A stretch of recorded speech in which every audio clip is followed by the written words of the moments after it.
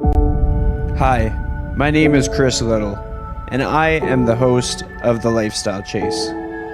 In 2018, I started this show to have meaningful conversations. I've interviewed over 100 different people, both in and out of the fitness industry. This podcast is something I'm incredibly proud of. Welcome to Season 4. Thanks for joining me. Welcome back to the Lifestyle Chase podcast, and I am honored and privileged to bring back a fan favorite of the show, Mr. Mark Zarate. How are you today?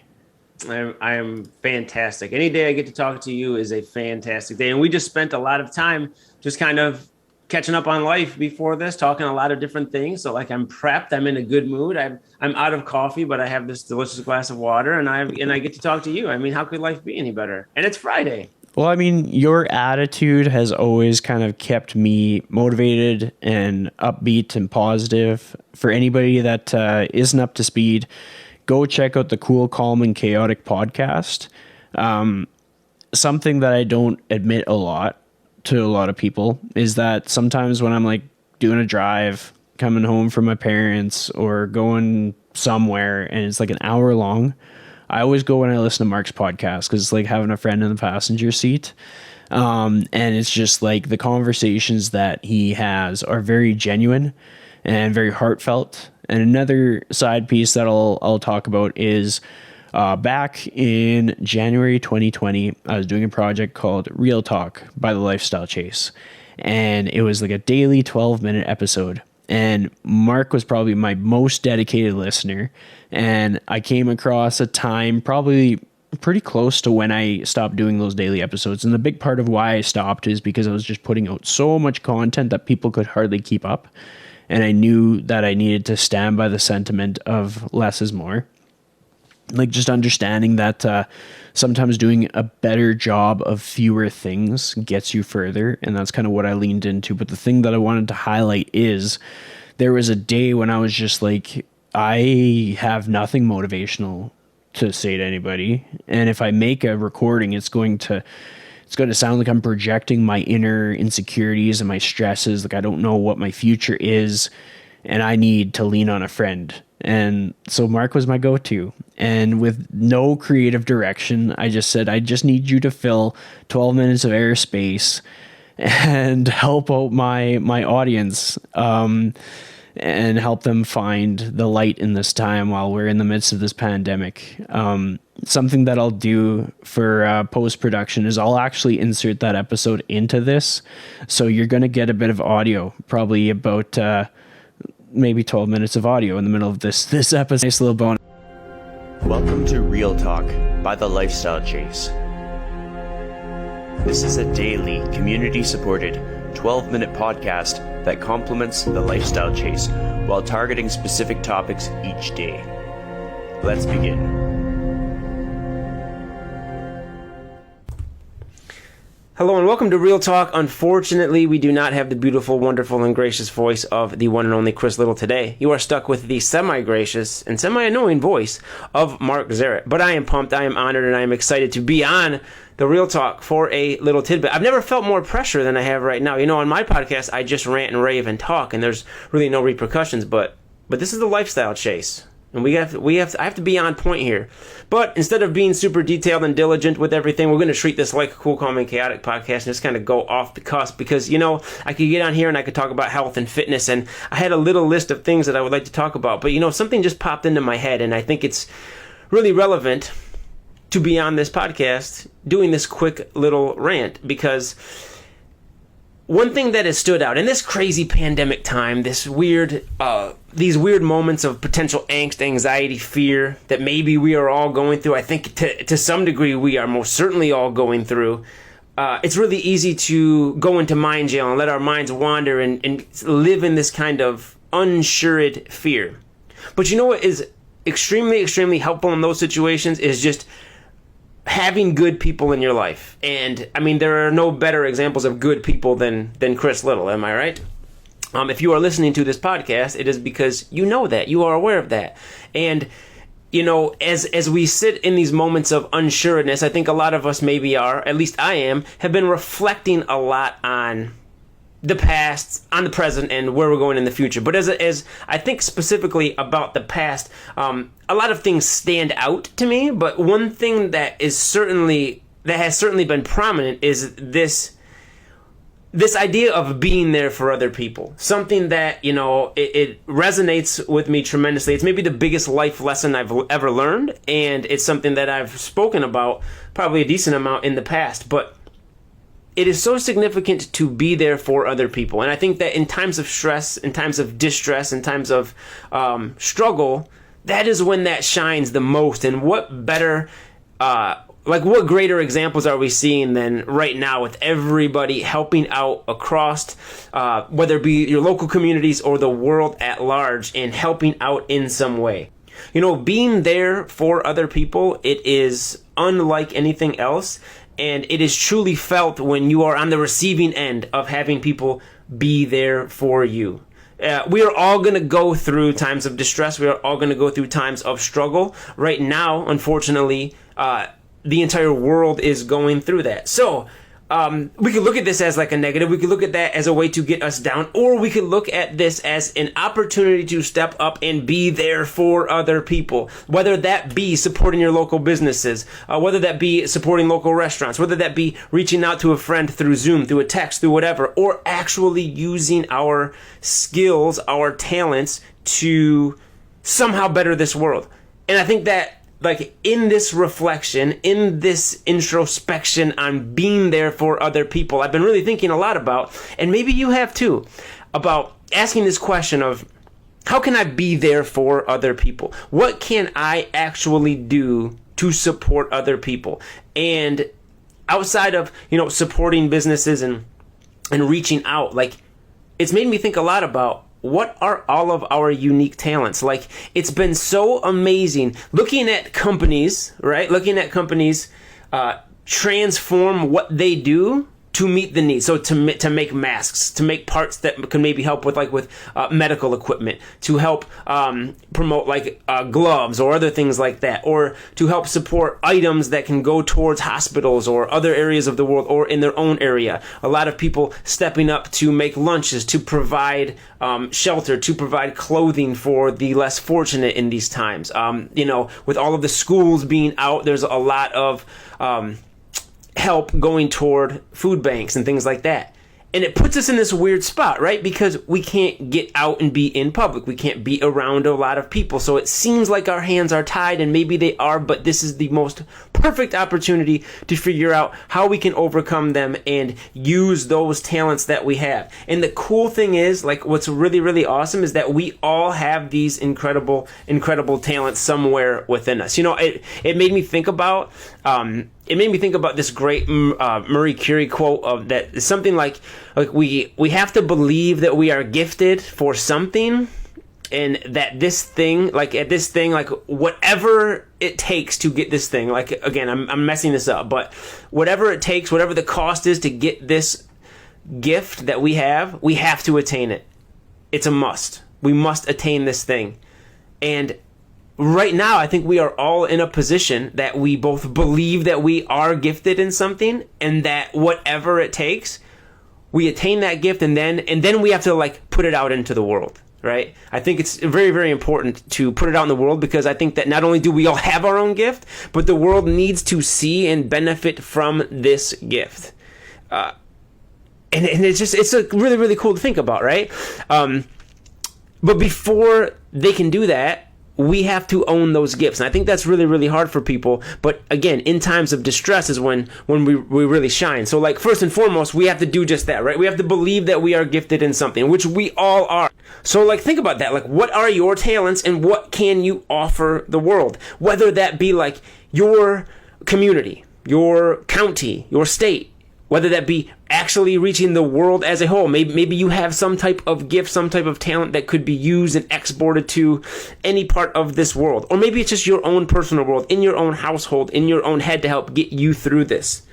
You have something that is beneficial to moving the needle of this world forward into positivity instead of keeping it trapped in this negative prison that a lot of people are in right now. And it doesn't matter if you live in Edmonton, Alberta, or Slave Lake, Alberta. It doesn't matter if you live in, I don't know, Kamloops, British Columbia, or Cartagena, Colombia. You could live in Romeo, Michigan. You could live right in my neighborhood, or you could live in Rome, Italy. You could live in Africa. You could live in Luanda, Angola. You could live in Dhaka, Bangladesh. It does not matter where you live. You have a talent. You have a gift, and people in this world could benefit from them. So maybe this is time to think about that. I think this is a wonderful, wonderful opportunity. Maybe you're stuck in a negative mind space too. Maybe you're stuck in this pessimism, this pessimistic trap, which is very easy to do. I mean, if you turn on the news, it can seem overbearingly grim. And the best way to fight darkness is to put light into the world. So, like, what can you do? Can you sew? Can you knit? Can you tailor in some form? Look at all the people that are now making masks, making things to help out in the medical world. You could do that. You know, are you like a gardener? Are you a farmer? Do you have, agricultural skills? Can you use that to promote, to help, and to fill a need in this world? Are you a musician? Are you talented in the arts in some way? You see all these people putting on like live shows all the time. There's live video streams on Instagram and on Facebook and all over the web that are bringing joy, excitement, relief, and entertainment to a world that desperately needs all of those things. Are you artistic? Can you paint? Can you make crafts? Are you arts and craftsy? Can you build things to send to hospitals, to send to nursing homes, to send to those people that cannot get out and presumably won't be able to get out for a long time? Are you into fitness? Can you can you help people out who are stuck maybe in this laziness trap, this prison of lethargy? Lethargy? It's a weird word, isn't it? Being lethargic. It's really easy to be lazy, lethargic, and just eat snacks all day, right? Can you help people out in that way? I don't know what your talent is. Maybe you don't know what your talent is. Maybe you don't even believe that you have that deep talent, but you do. You have something to offer this world. We all have something to offer this world. I think it's time to harvest that. I think it's time to perfect it, maybe. Maybe you don't know it exists, and now it's time to simply find it.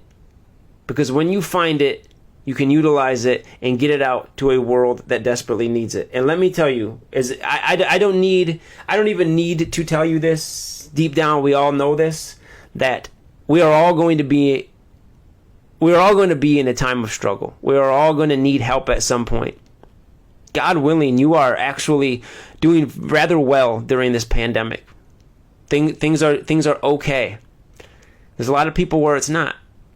And maybe things are okay, but you know what? We're going to hit lulls. We're going to hit doldrums. There are things that are going to irritate us. There are things that are going to overwhelm us. We're going to have those emotional moments of burden. And it's going to be excessively and incomparably significant when somebody is there for us.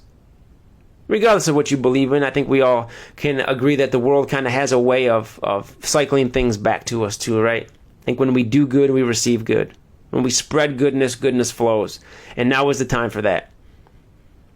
I think during this time of pandemic, we should exercise and eat right? I think that we should move our bodies as best we can. We need perfection. We should just do all of those things. I think we should keep up on all of that. That's great. And whether it be me or Chris or anybody, we could sit here and we could rant and rave about those things. But I think more importantly, now is the time to harvest our talents and get them out to the world and be there for other people. I think that would be awesome. I think that would be wonderful. There's a great African saying that says, if you want to go fast, go alone. And if you want to go far, go together. And you know what? That's what we need right now. We don't need to go fast right now. We're all going to be in this for a while. We want to go far. We want to get through all of this. And we want to get through all of this together, because that's the way that we're going to do it. And your together can be your own local community. Could be your state. Could be your province. Could be across the globe. Now's an opportunity for us to all go together. Be there for people. Maybe that's the message. I don't really know what this message was today. I'm just thankful for the opportunity that we have to make the most out of all of this. If nothing else, on this daily real talk, tell somebody you love them today. Reach out to someone. Maybe tell yourself you love you today.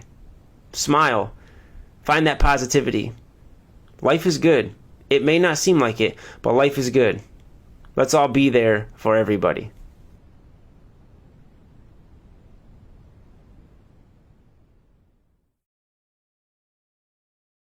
But I wanted to highlight that because that's the kind of friend that Mark is for me. And I think he needs his tires pumped sometimes. So, Mark, how has life been? What's in the last 20 days? What's one thing that's made you really happy? Well, now that my tires are pumped, I will do my best and with ease run over a nail throughout the midst of this, and we will deflate them once again. But I tell you what, there's a lot of things that have made me happy. I love that question. I think that's a fantastic question to ask people. And as much as you just pumped me up in that opening, as often gets brought up, whether it be from me or anybody that speaks to you, I think that you are that light in so many people's world from your genuine goodness and your demeanor towards everybody, that like it's almost unimaginable that somebody wouldn't at the drop of a dime just if you called them up, say, hey, can you do this for me, can you give me 12 minutes of what anything, they would do it for you, based even if they weren't altruistic, just based off the fact that you are such a phenomenal person. But I'll tell you, one thing that has made me happy in the last week, outside of talking to you, is I had Yemen food. I had Yemeni food for the first time in my life. I don't know if you're a big sports fan, but Miguel Cabrera just hit his 3,000th hit, and big thing in the major leagues. And he's been a Detroit staple for a long time. And we were late going to the game. We were supposed to be there a half an hour early, but there was like detours and traffic, and we are in line outside of Comerica Park as he's hitting his 3,000th hit. Like, we got tickets last minute, and it was like, oh my gosh, this is so frustrating. But then, like, after 10 minutes, we get in there, and it's like, oh my gosh, the sun is shining. It's a beautiful day. Like, how could we possibly be upset right now? And then we went and got Yemen food for the first time. And I don't know if you've ever had Yemeni food, but it is absolutely phenomenal. Like, it is absolutely phenomenal. I think most all Middle Eastern food is really, really good, but it's like one of those things. Like, I feel like in my mind, like, Latin American food is all going to be very similar, and it's all going to taste the same. But then if you were to go to each individual country, and you're going to have Mexican food and Peruvian food and Argentinian food and all these different countries, yeah, they might be, shrouded with spice or certain types of foods like corn and stuff, but they all have their unique twists that make them stand out, and they're all special. So, like, that has opened up my mind to want to go on this quest to really dig into these different ethnicities' foods that I haven't had before. So that's made me happy. I feel like alive. I feel like one of the Travel Channel food people who's going to all these countries. Like, that, I think maybe that's what I want to do when I retire. Have like a Travel Channel show where I just go travel and eat people's foods. Well, I mean, that is living your best life. I mean, I can definitely relate that I like to go around and try different food, and I can attest to the foods that you've highlighted, just the fact that they actually have some flavor to it and some substance, some fresh ingredients. I know that a month or so ago, I got to try a local Indian food restaurant, and it was, well, I mean, it was just like humbling because the food I make is so bland. And so to actually have something that's prepared with like some spices and like some unique items rather than just like chicken and like rice and spinach was refreshing.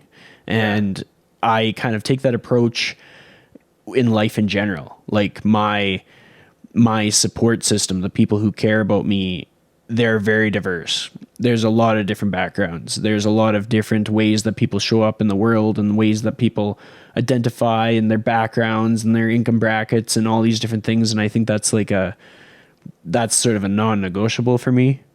And as I look back in my life, I can see how it's been kind of constant. Sometimes I think, oh, maybe I just became that way as I got older. I'm like, no, I guess if I reflect, like, kind of just been the way that I've been as a kid, and has how I've grown up, and probably influenced by having teachers as my parents. But that's just kind of how I've always operated. But on that note, something that I've admired about how you've spent the last few months or majority of the year has been your pursuit of just getting to see your people and sharing some meals and just soaking up the moments, going to concerts, doing sports stuff, getting stuck in traffic, little things like that. What has been some of the things that you would consider as highlights during that process, being able to actually go out and do stuff? I mean, that in itself has been tremendous. Just that in itself. But over spring break, definitely one of the highlights is me and Chelsea took a trip. It was kind of a last minute thing too, which kind of made it even that much more awesomer in my mind. Is we were like, okay, we're gonna go somewhere on spring break. We want to go to Florida. Like some of our friends were going to Florida. They have a place down there, like in St. Augustine, and we had went to Florida around Thanksgiving time, I think, sometime at the towards the end of last year, and I hadn't been since I was a little kid. I didn't really go on many vacations like younger, but like I love traveling, and like when you get the travel bug, like it sets in deep, like it's ferocious. So now I have it something fierce right now. Like on a drop of a dime, I would travel anywhere. But instead of flying, because we were looking at all these different places, and like just some of them are super super expensive. Like to fly to Florida from Michigan is pretty cheap. Other places in the country, it definitely mounts up pretty quick. But we were like, let's just do a road trip. Like we were going to go for like 4 days, and we were just finally like last minute, like, forget it. Let's just do a road trip. We've never really done a road trip together. We went to Kentucky, which is about 6 hours away from here last summer, which was super, super cool. But, just kind of went down into Kentucky and then kind of goofed around down there. Didn't really go from place to place. So we ended up going all the way to Florida, but like we went the first day we went to Pennsylvania and just stayed in some little part of Pennsylvania. And I don't know how familiar you are with like U.S. states, but I'm getting better with time. I have to. I'm evolving. Better. Yeah. See, it's easier. Like there's 10 provinces, right? 10 provinces and 3 territories, if I'm not mistaken. Territories.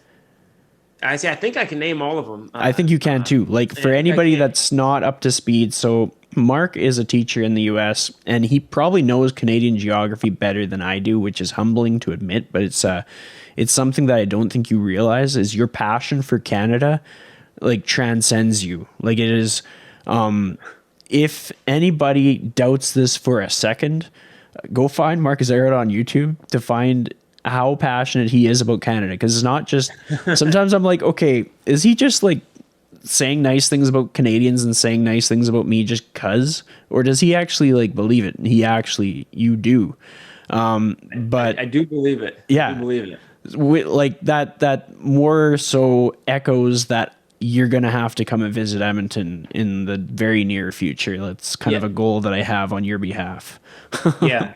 I absolutely do. And like we were just talking about, and you fill me in, that there's far more to Banff than Banff. Like there's this Canmore, this majestic place of Canmore that I would love to come visit. But, you know, I want to go out to the west side of Canada tremendously, like certainly out to British Columbia on the coast. Like one of my dream trips is to fly out to either San Francisco or somewhere in Northern California and or just Oregon, and then do like the trip up all the way into Vancouver, like up the west coast of the country.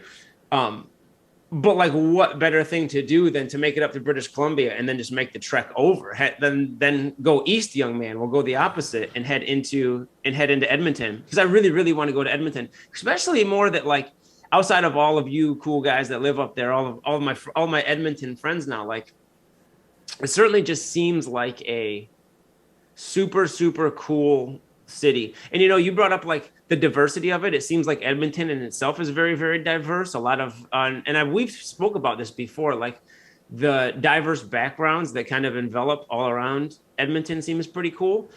But, you know, it's weird. This kind of speaks to everything. I've grown to like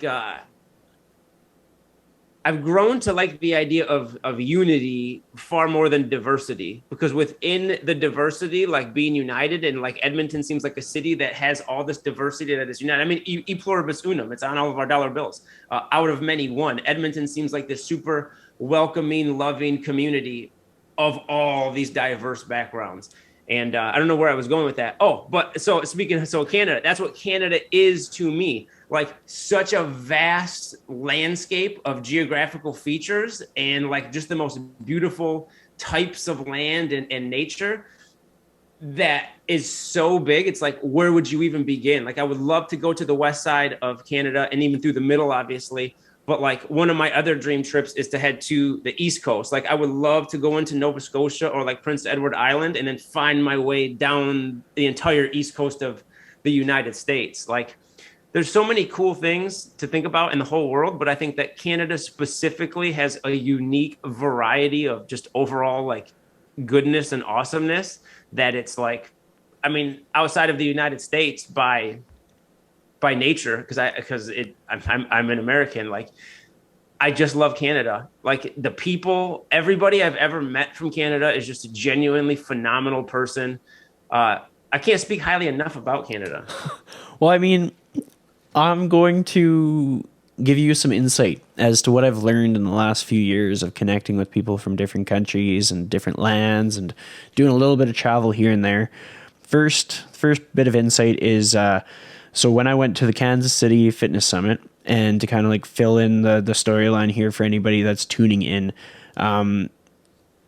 we will mention Alex McBarity many times in our episodes together. And I actually got to meet Alex for the first time when I went to Kansas City. And before I went to Kansas City, I didn't have any idea what to expect. And when I got there, it felt like it was more green than anything in Canada that I've ever experienced. And like, I live 3 hours away from all these mountain parks and stuff, but like I was humbled with just how beautiful the United States is. And as far as diversity goes, like people will always find themselves in that sense of grass is greener on the other side. Everything that you see in Canada, you have. And that's kind of a beautiful thing to acknowledge, because anybody can apply that to their respective situation.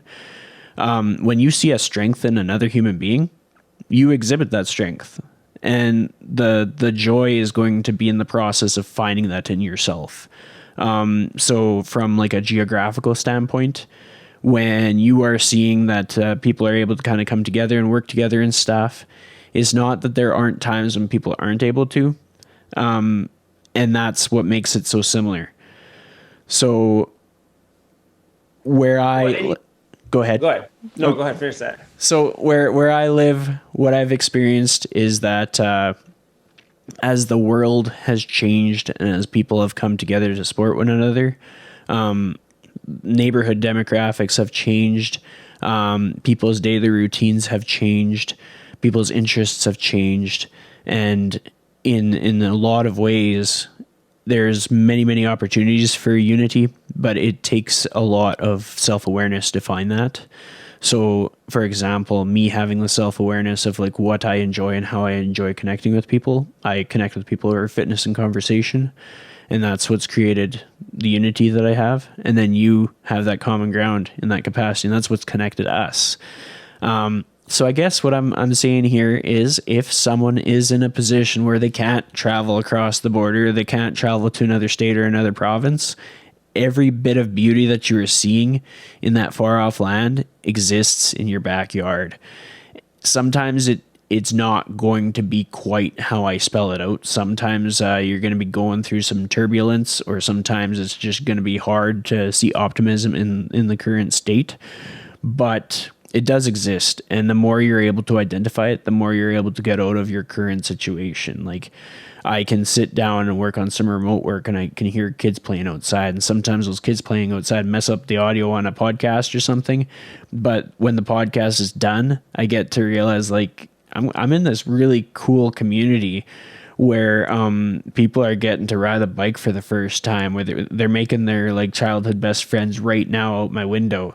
And just that change of perspective changes it from being in this neighborhood where it's just like noisy and obnoxious, to being in this neighborhood where like big things are happening. Like that could be like a superstar soccer player in a decade, or like that could be like a very inspirational business owner one day because of just what they went through, similar to what you go through, similar to what I go through. So perspective makes a huge difference. Canada isn't anything special, although we appreciate your appreciation of us. Mm-hmm. The United States is also equally pretty cool. And that's an evolution that I've learned through just my conversations with Americans. I would have to say my day is split up between like talking to 70% Americans and 30% Canadians some days, whether it be based on like just check-ins or social media chats or work stuff. And that has taught me to realize that what I have right now doesn't suck, and what I can go and attain through visiting and sharing of food and adventures and explorations is equally good. So to bring it to a full circle moment, when you come to Canada, if you told me you're going to go to Vancouver or Victoria, I'd just meet you there. And we could skip Edmonton. I'd just get the Edmonton guys to meet us there too, and that would be equally good. And when you go to Nova Scotia, we'll just call it like my bachelor party or something. We'll try and line up the dots for that. We'll just go to Nova Scotia for my bachelor party. I am 100. I can't wait. I can't wait for your bachelor party. Yeah, I don't know how I'm going to make that come to fruition, but when the day comes, pretty good chance you'll be there. We'll deal with that when it happens. We'll deal with how when it happens. Yeah, we'll cross that bridge when we cross it. But like, having said all that, like, you went on these adventures and you went and shared food with your friends and you did workouts while you traveled and you recorded a podcast while you were in the car. Yeah, what were the things that kind of gave you like aha moments where you were just like, oh man, like I would have never thought to do this, or oh, I'm really glad that we did this thing last minute? Like, what were the moments that kind of stuck with you that kind of change how you make decisions going forward? Oh, there was actually quite a bit, and I'll end with what you just kind of embedded within that little talk there, which was fantastic. Is one, I think we could do a 7-series episode on just perspective and how I'm a very big perspective person. As much as you can't let that dictate your life, like perspective changes everything, and it's optimal for living a more fulfilled, happier life in general. Because like you said, you have a perfect example there, which may seem very minimal in the big picture, but like you could view the interruption of kids laughing as a nuisance and as a frustration, or as such a unique opportunity to be a part of, whether even from a distance when they don't even know you're a part of it. The enjoyment of kids loving life, like hearing kids laugh, especially babies laugh, is probably the greatest single thing you can be around. Like, you cannot be in a bad mood hearing babies laugh or hearing kids laugh. I love it. And if you have the right perspective, even if it is disrupting a podcast, even if it is whatever, if you change your perspective, not only is it true, but it changes your own personal feelings, your own personal demeanor, your own personal attitude. And that will manifest itself into greater things moving forward. And I truly believe that for everything. But we'll shelf the perspective talk for now. But the other thing is that you brought up, which is what I'll lead back to, is it is so true that like you have a lot of things in your own backyard, and it's super easy to take things for granted. Geography is a great one. And I find this happen all the time when I do travel. The most prominent one, which I talk about a lot, is when I went to Ireland and going through the Irish hills. It was just so like truly majestic looking. And you go to the Cliffs of Moher and it's like, this is unbelievable. Like, how could God create these unbelievable things? I live in Michigan. This is terrible. Like, I want to live here. You just get overcome with like the moment. But then you get back and you realize like, man, there are like, I live in Michigan, and dude, I can't wait till you come to Michigan, because Michigan it's the greatest state in the union. I love it. I've grown to love it more as I get older, and I've grown to appreciate it more, because it's kind of like that. It is so vast. And there's so many parts of just Michigan alone that I've never seen, that I've never been to. It has like the most lush forests, as well as we have the 5 Great Lakes. We have all of these cool things. And traveling, seeing those other things and appreciating the places elsewhere, not only is it really cool because it opens up your eyes and it makes you see the beauty of the whole world and all these other things, but it also then it makes you appreciate what you have more. And it makes you focus more on all the things that you actually have when you do get back. So like, traveling is just the best thing you can do, because you should see other places. Like, this world is so big and so amazing. While we're here for the limited time that we have on this earth, why would you not try to experience all of it? If for nothing else, it makes you appreciate what you have here more. You brought up Alex, like, another reason why I should love Canada. Alex lives in Ann Arbor, like an hour and 15 minutes away from me. I went to school in Ypsilanti, the next town. I lived in Ann Arbor for a few years. And it took us going and meeting at a conference in Canada to even meet up. It took Canada to bring us together, even though we were right here. So like Canada transcends everything. Okay. It is it's the glue that holds this world together. But going back to the trip, like you brought up all of these things and why I said all of that, like making you appreciate things. We took this trip kind of last minute. We ended up stopping. We had a few things we wanted to see. We wanted to see this show in South Carolina, this little concert. It was this free beach concert. It's in the top 3 concerts I've ever been to, and it was for free. If anybody's unfamiliar with this guy named Zach Deputy, I highly suggest you look him up. He's great. But aside from that, we're driving by DC, and she's never been to DC. I was there once a long time ago, didn't get to do too much. And we're like, we're right here. Like, let's just stop in. So we stopped, and we were there all day and got to see the White House, Lincoln Memorial, all these things. We went to Arlington National Cemetery, and we weren't good. And that was a perfect example of why I loved the road trip so much. And one of the big things that I took away from it is it doesn't matter if it's on the plan or not. Do the things that you want to do while you have the opportunity to do them, because they're not always going to be there. And you can take that and apply that to every day. Like there's a certain point in time you just have to say F it. Like obviously you're not going to go against your morals or ethics or something that's going to certainly put you in a big detriment. But like a lot of times we make mountains out of molehills, and we like to dwell on like the worst possible outcome for things, when in reality the worst possible outcome is probably never going to come. And like it prevents us from doing a lot of the things that we want to do. So like we go to DC, put us back like an entire half of a day. We ended up after that going to Virginia Beach, and then it made our night miserable. Like we had to find this other hotel that we weren't going to have. And like we got there like at 2:30 in the morning or some really late time. And like that was kind of miserable. But then we woke up the next day and it's like, we saw DC. Like that was awesome. That was absolutely fantastic. And we lost a little bit of sleep on a road trip. Was it that big of a deal? Not at all. So like those type of things were it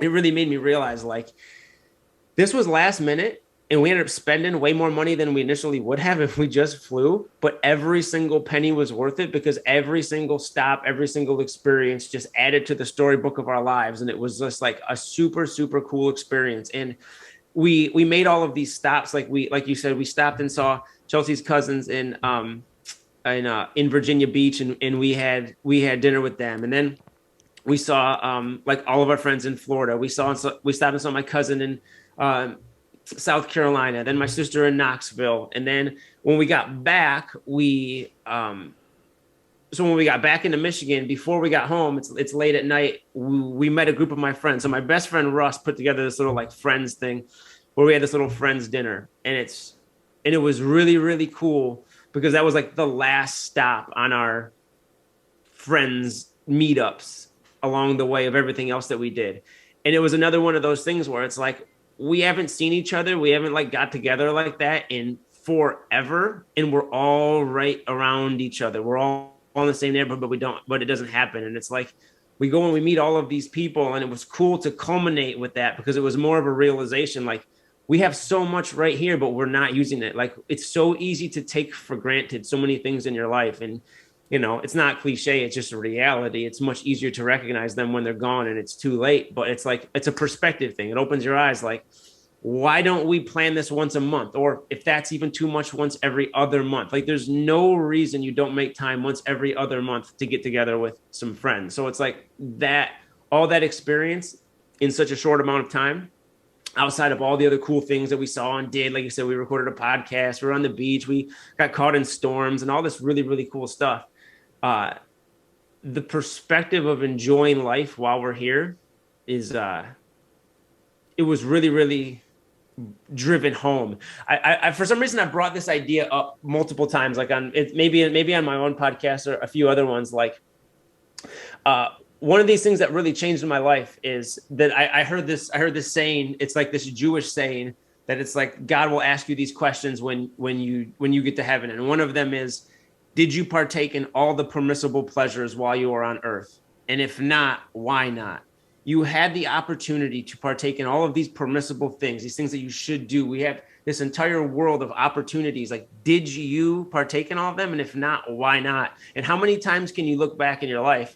How many times can you look back in the last month of your life and be like, I had the opportunity, or I could have sought the opportunity to do all of these things, and I just didn't do them. Like, why not? Like it's a preposterous thought. And money, time, fake obligations that we put on ourselves, adult responsibility, all these things, they're all important. They're all a part of life, but like we have a lot more leeway than we give ourselves credit for. And or me and you talked before this for a long time, and one of the things that you had brought up in there is like you can get pretty analytical and you can get tactical and you can really what it comes down to is be responsible and prioritize the things that you really desire and then what it's going to take for you to get there. And when you put some structure in your life and you put some balance in your life within that structure, you realize you have a lot more time and opportunity and even money to do the things that you really desire to do. You just have to put in the effort to make them happen. And I don't know, that was a bit of a ramble, which I'm okay with because that happens often when we get together. But Every yeah, single that time. that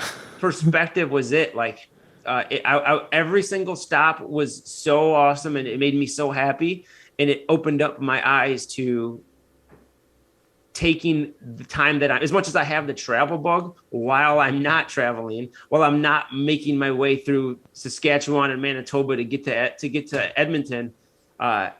Enjoy the people, the friends, the families, the environment, the geography, the opportunities, the workouts, the everything I can right here every single day. I mean, you gave me so much to think about with everything that you shared, and I think a lot of people kind of feel similarly. And that's kind of the joy that I find. And when you come across a podcast episode where you're like, wow, like this person really shared a lot of life experience, that's where you get some value in going and like discovering what else they're up to. So just another reiteration that if you like what Mark is about, go check out his podcast and you'll be able to hear more of like his experiences and even just going back to older episodes. I find enjoyment in hearing different parts of people's journeys to be able to kind of get that added insight. But a more specific thing that I wanted to talk about next is I just recently turned 30, so you got a few years on me. What I have found already in the few months that I've been 30 is that time is passing by so much faster. And so it's like the next part of this question is more so like just seeing your perspective. Like, do you find that when you reference time, like people's birthdays or like milestones, do you find that they're closer together? Do you find like time is just like passing you by quickly? I think certainly time is passing you by quickly. Like I'm going to be 37 soon enough, and uh, I think anybody in any position of their lives, especially once you get past 15, because even at 18, you're like, where the hell did the last 4 years go? I'm supposed to be a freshman and we're graduating and it's exciting and you're still young and whatever. But like with each passing year, it's harder and harder to fully understand how fast time is going. I think that for certain, the number one cliche saying that is virtually impossible to fully internalize is that time flies. Everybody knows it. Everybody knows you're going to be 30, 40, 50, 70, 80, God willing, before you know it. And it's all true, but like you don't actually realize it. Like very, very, very few people can enjoy the good old days while they're happening. They're a byproduct. And it's, to answer your question, I think it's a mixture of both, depending on the situation and depending on the moment that you're in. But you know, what's the saying? The days are long, but the years are fast. Like that's everybody. The days go by sometimes super long, and it can be arduous. And depending on what you're in, it's very, very long. But then you look back at those milestones. You look back at the time that you graduated or people's birthdays, and you see, especially like if you see kids that you haven't seen in a while, and it's like, oh my gosh, you were 2 whatever, now you're 10, and that's like you're two totally different people. I have the opportunity to teach sixth graders, and then you won't see them for 6 years and they graduate, and it's like the most mind-blowing thing ever. Like how is it possible that you're graduating, and two, what has just happened? Why is this little kid's face on a grown adult body? Like it just bugs you out. But it is weird when you think about your own life. It's I'm weird. Like I kind of enjoy getting older. Like I look forward to going gray. I look forward to the opportunities to be 50, 60, 70. Not that I want my life to go by fast by any stretch of the imagination, but I'm enjoying it. But kind of a perspective thing. Like, I mean, if I am so blessed to be able to live into my 70s and 80s, like what a cool thing that will be. Because when I hit that point, I'll have this whole I have another when I'm 76, I'll have another 40 years of life under my belt of life experiences. And it's a gift to be able to live that long. And like I'm kind of looking forward to those things. Like I try not to fear or think about like the negative sides of it because it's coming for everybody. So again, a perspective thing, changing a perspective to every year I get to get older, I get new experiences and I get to do more. Like it's just a cool thought instead of it being a debilitating thought. Because getting older is scary. Like at some point, and I think I was blessed with the opportunity to get cancer at 29 or 30 and like not only understand that you could get cancer, but actually the opportunity of possible death being imminent was like a certain perspective change of like, I'm forever on bonus time. I might as well enjoy every single second of it. I might as well enjoy every single moment of it. And as much as time goes by super, super fast, and it is hard to come to grips with how fast it goes, like there's no way I'm going to be 37. Like there's no, I certainly don't feel any day over 18 in my mind. But you talk to people who are 45 and 55 and 65, and they're going to tell you the same thing. Like they were just 30. They were just 20. And I think it's just a better mindset to have to embrace and enjoy getting older. But it also forces you to like think of like we talked about this. It's not like I don't have apprehensions and life crises in my own mind. Like the stuff that you think you're going to get done and the stuff that you want to get done and the timetable in which you have to do it. It kind of forces your hand to make moves too, which I also think is a good thing. Well, I mean, one of the things that I often reflect on is just like having a sense of urgency as a result of knowing what I now know. And one thing that you pinpointed that is important that I think probably makes us both who we are with just like what we've experienced in life. I've talked about in the past about my essentially a near-death experience in a cross-country meet. And it's a bit of a long-winded story, but the thing that I want to hammer home is that a lot of people in my life weren't necessarily sure of what the outcome was going to be. And I wasn't sure of what the outcome was going to be. And afterwards I had to go for blood work and like there was things that were off and I was like, am I going like, was this such a close call that my life is going to be changed? And when I started to realize that like, no, like I was going to be fine and things were stabilized after that like near death experience, which was essentially heat stroke to the point of like being unconscious. When I realized that I did have a shot at like being able to do all the things that I wanted to do, then I placed more value on them.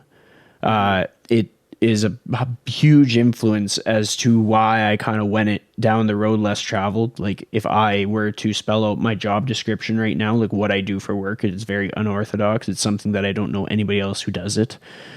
And it doesn't just end at just being a trainer. It's just the fact that like I also do media consulting. I do all these other things. I get to talk to all these people and this is what I do for work. And it was just that sense of urgency that I got from that experience, which you would share in your experience with having overcome cancer and then having to continually like make sure that your health is in order and do all your checks and everything like that. Like it kind of puts the foot on the gas and the life experience thing and kind of changes up our value system. Whereas instead of being so business focused that you don't make time for friends and family and stuff, you're so friends and family focused that you don't necessarily make as much time for business, which isn't a flaw or anything wrong. It's more of like a blessing and something that more people can learn from, because sometimes we forget how fast time flies. I think that sometimes people get so focused on like the outcome that they forget to enjoy the journey. And you can have an idea of what your outcome will be while also placing emphasis on the journey. The way that I would say that I do it is I talk to my parents every day. I visit them at least once every 1.5 weeks. It's usually once a week, but every so often I miss one, so I just call it 1.5. Have a group text with my brothers. I try and stay connected with my friends, whether they're through the internet or locally. And one thing that has been a very strong value of mine this past year is just always remembering to stay humble through giving back to people who have helped me along the way. Trying to be a beacon of hope for people who are struggling, whether that be in like a fitness modality or just another trainer who just thinks they're going to quit and they just kind of need some guidance or direction. Like just being one of the people that can help, and just always remembering where I come from. Like no matter what accolades or achievements I come across or wins that I have, I can enjoy those things and be like, yeah, I did it. But then I also need to chase it back to who gave me that opportunity and who gave me the advice and who believed in me, like who bet on me. Like the entire audience of the lifestyle chase is people who bet on me. And so thank you guys if you're listening, because I really appreciate that. That's something that I don't own up to as often as I can. With that being said, you talked about as you're getting ready to do this plane flight or this road trip, there's a bit of like apprehension, maybe some hesitation. You're like, okay, this is the last minute thing. What's the thought process that you go through to get over that and just get in the car and go?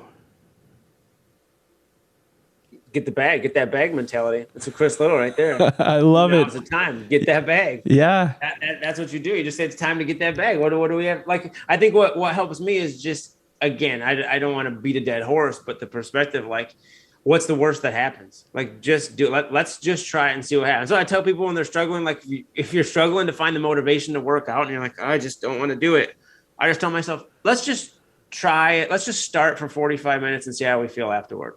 Yeah. So then you realize that it's just done. You don't think about it. I'm going to start, and then that's it. Because 45 minutes, you have your whole workout in. That's it. Let's just do the road trip and then figure out how we feel about it, if it was a good idea afterward. Because the reality, again, is always we make mountains out of molehills. We assume that there's a tiger in the grass, but it's just a kitten. Like, what is the worst that happens? We took this road trip and it turned out to be awful. Okay, we took a bad road trip that is now going to give us a story for the rest of our lives that we can talk about and laugh about, like how dreadful it was. But that's probably not going to happen, and luckily that is not what happened. But like, I think that what helps me is understanding that, like, this whole what's the worst thing that can happen mindset. Like, if there's something that could obviously promote or could obviously present like physical danger, like, there's a difference. I'm not going to tell you to do that. But like, for most things, if you really break it down, worst case scenario is not really that bad. Yeah. So give yourself a quick perspective and then just do it. Just don't think about it. Like, we spend too much time deliberating things in our own minds.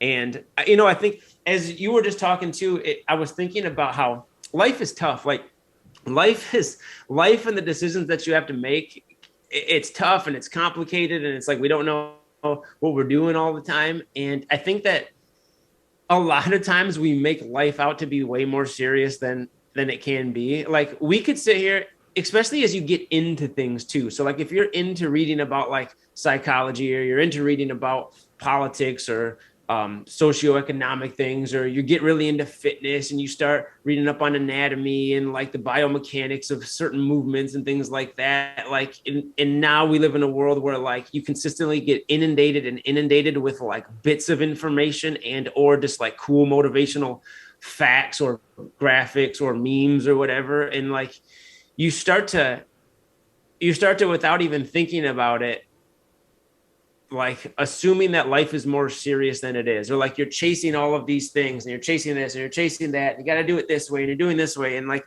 at the end of the day, like, life's not that serious. Like, we overinflate everything. And I'm public enemy number one of this. Like, at the end of the day, doesn't matter. Like, the reality is you have to have some structure and balance in your life. And at the same time, you have to be free to enjoy it. Each person's individually different on the degree to which they can go, but a little bit of self-reflection and vulnerability, with a little bit of self-reflection and vulnerability, as I can't speak, you'll find the answer on your own. A lot of times, help obviously speeds up that process, and I'm all for that. And like, I mean, I seek help and guidance from you all the time, and all those people that are in your life that are able to do so, it's all for the better. But a lot of times you just got to take a step back and be like, what do I truly want to do? What do I truly struggle with? And if you talk to yourself a little bit, you know the answer. You might not want to have to address it. You might not want to have to do the things, but you'll find your way. And like, a lot of times it's like, I'm just nervous or anxious about this. Why am I nervous or anxious about this? You'll give yourself the answer and then put it in perspective, and you'll be much more apt and able to do those other things, because life's not that serious. Take trips. Do whatever. Like, I would give you a myriad of examples, but like, sometimes we take life and the different components of life way too seriously, and we put way more weight on them than there actually is. And this is coming from somebody who, as I'm getting older, as time is passing me with ferocity and speed, I'm growing to realize and take more stake in the importance of certain things. I think that you look around the world today, and it's hurt in a lot of ways, and there's a lot of people who are pushing things that everybody has their own opinion on, whether they agree or disagree. And the reality is, a lot of us have become so apathetic to a lot of the issues that we've put it on the back burner. And I think that we do need to take a lot of them far more seriously, but don't let that reality get in the way of what truly you need to do and what matters to you, because it's not that serious. You'll find this with people who start out, who are really overweight, and they're struggling to, they really want to get some body fat off, and they want to move better and they want to feel better. And obviously me and you are both extreme advocates for that, and we think it is extremely beneficial. But a lot of times we overthink the amount it's going to take in order to do so. We overthink and we overemphasize the degree of lifestyle change that we're going to have to make. And I think that one of the biggest traps is we embody it as our identity and our lifestyle. And I did this for the longest time when I went from 260 to, I'm anywhere between 170 and 190 now at any given time. And like, it's consistent regardless of what I'm trying to do. But definitely for a lot of people who start to lose weight and they start to see results without even realizing it, it becomes their whole life. Like you're posting everything about it. You are restructuring every avenue of your life to fit it. And a lot of that is necessary. And we could all benefit from being more structured and more disciplined in our lives. But we cannot lose sight of the fact that it's not that serious. We don't have to go to certain extremes, and like a little bit more enjoying life within those boundaries would serve everybody tremendously. So one thing that kind of popped into my head as we were kind of going through all these topics and stuff, you talked about how you kind of just made that choice, and it was like, what's the worst that could happen if I go on this trip? What I'm curious about is, let's say you made the opposite choice and you're like, we can't go on this trip. We have to blank. We have to do this. We have to stay home. Can you imagine what would have happened differently had you made that choice, and like how it would have impacted you, and like turned into like, how would this conversation be going if you had made the opposite choice? That's a good question. I think that I would have been, let's say it didn't work out, and then we were planning on going on a trip and we didn't need to even go. We just stayed home. I think that there's going to be some apprehension, or not. I keep using this word apprehension. I don't know why. I was thinking of other things. There's going to be some disappointment. There's going to be some kind of regret. Like, we should have just made it work. And that's certainly going to be there. Like, as easy as it is to say, you just have to have perspective and shut it off. Like, we're also not robots. Like, we have feelings, we have emotions. So like, to say you're just going to be able to turn those off, that's an asinine concept too. So there certainly would have been, especially up front, some disappointment. And the next day would have been like, well, now we're just here. We're in Armada. Like, this is kind of whatever.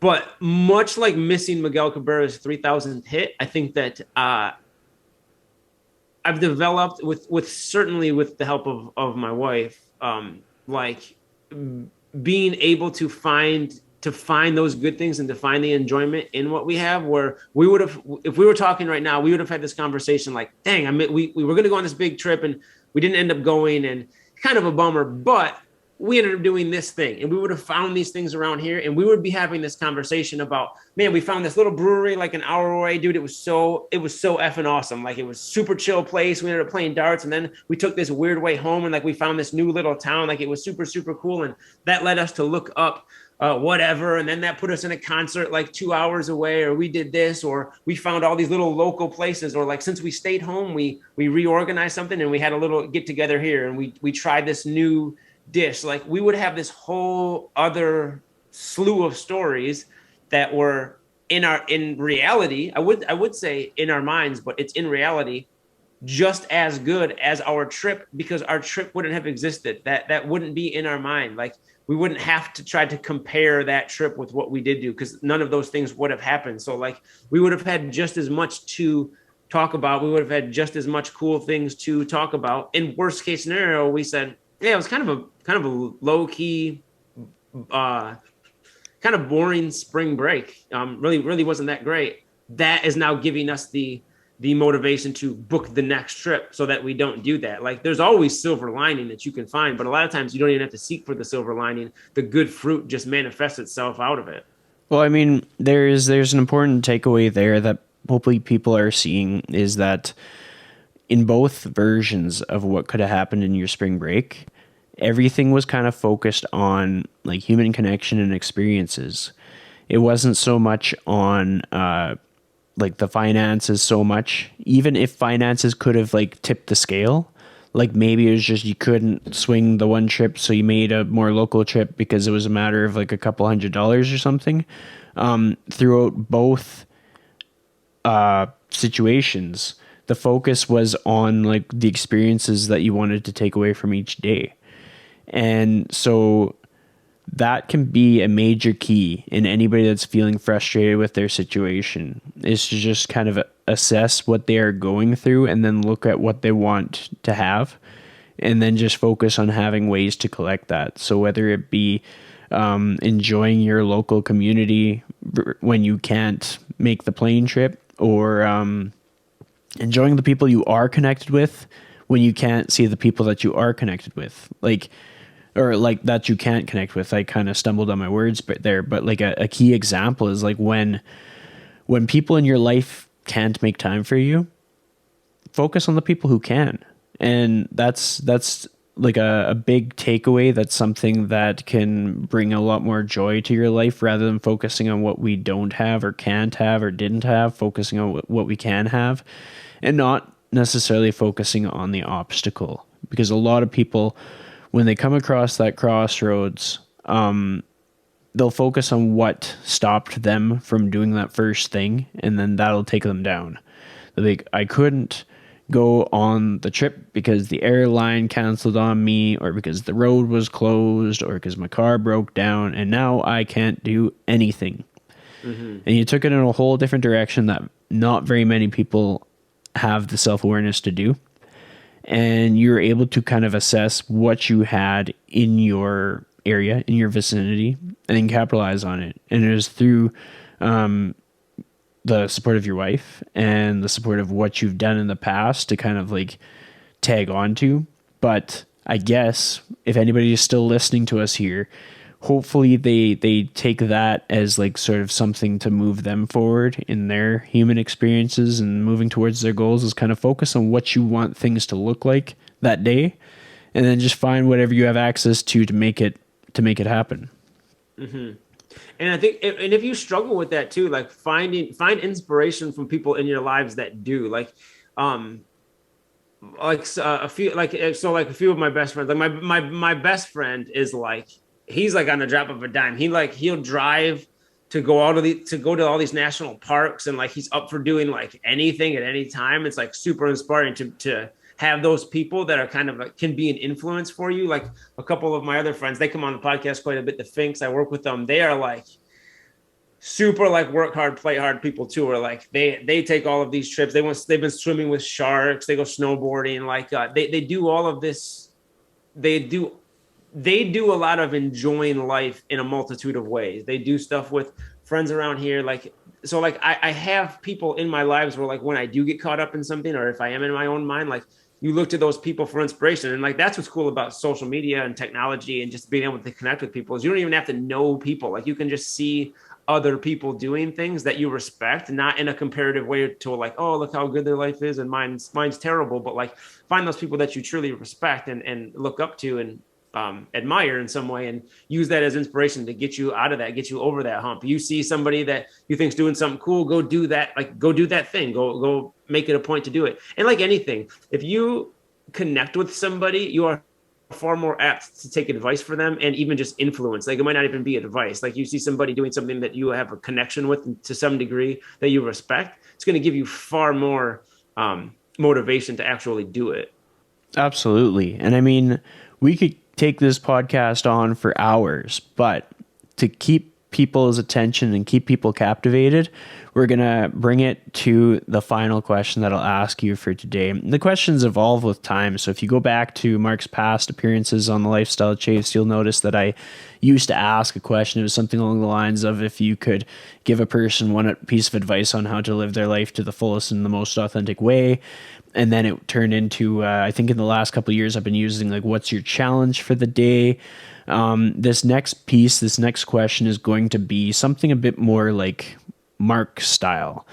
It's if you had a theme song for today, what would that theme song be? What song is your soundtrack for today and everything that you've encountered so far and everything that's to come? Like for my life today, or like just for your life today? Day? For your life today.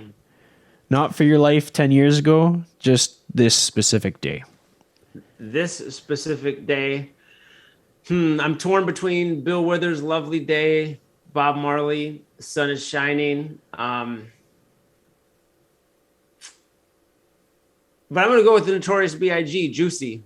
I have to have some type of like, everything's going to be all right type of vibe. And I mean, I feel like I'm in an old school hip hop mood today. And what better song than that? So I'm going to go with Notorious B.I.G. Juicy. Although as a background track, I'm going to say Bill Withers' Lovely Day. Love it. And I mean, I'll probably make use of that as I bring this episode out to the masses. I'll be able to kind of use that as inspiration for some of the reels and stuff on Instagram. How can people find you on Instagram? I don't often do this, but I want to make sure they can track you down. Yeah, they can just look up Zarate Fitness, at Zarate Fitness. It's like karate with a Z. Yeah. And I was actually in karate when I was 5 years old. I got all the way up from a white belt to an orange belt. So I have a lot of expertise to speak on in that regard, but that's it. Zarate Fitness. And you know what? I might put out a poll because I think I think I'm going to change that handle. I think I'm going to get out of Zarate Fitness and change it to something else. And I've been playing around with that. So maybe I'll throw that on as a question on my Instagram story. Like what should I change my name to and go through some options? Well, because I mean, like you said, like even how you evolved through the questions, like I feel like we all evolved. One of my favorite quotes is Muhammad Ali's, "The man who views his life at 50 the same at 20 just lost 30 years of his life." I feel like I have become a different person throughout the last 10-ish years, and like my whole me being me wants to promote far more than just fitness, like a lifestyle fitness type of thing. Yeah. So I'm going to change my name. Long-winded way of saying that. Well, but for right now, Zarate Fitness. It makes sense. And the funny thing is, I'll preface it with this. I've interviewed like probably about 200 different people or something. And the number of them that have like changed their Instagram handle, and then like through all the production that I do, like on YouTube, if you're not subscribed, make sure to go to subscribe to Lifestyle Chase on YouTube. But on there, the Instagram handle is on most people's episode, unless I kind of want to keep them low key and like off the social media radar.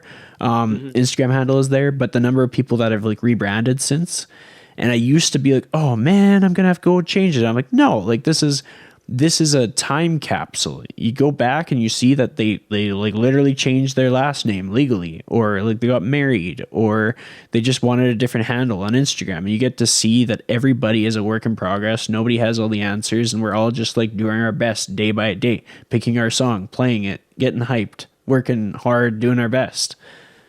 Yeah. I wonder if you just saying that made me think, like, would that link change? Like if you let's say you linked to Zarate Fitness 3 years ago and today I change it to something else, would that like URL link still put you there, or would it change that URL too? It depends on how you do the URL, but that's like in a lot of cases, sometimes I'll just say go to this handle and I won't actually put the proper link in there. And that evolves with time. I'm getting better and better at my show notes, but we've got people set up to go find you, to track you down. You'll be easy to find. I link your things to my things so frequently that in most cases, a lot of people already know who you are. But it makes me happy. With that being said, we will end this episode. I'd like to thank you so much for coming back on the show. It's like, this is like, you have like, one of those VIP passes to the Lifestyle Chase. You just come in and go whenever you want. So it's kind of like you're an A-list guest on this show. It's the only A-list I will ever be on, and I'm pumped up about it. I'll tell you that, Chris. Thanks.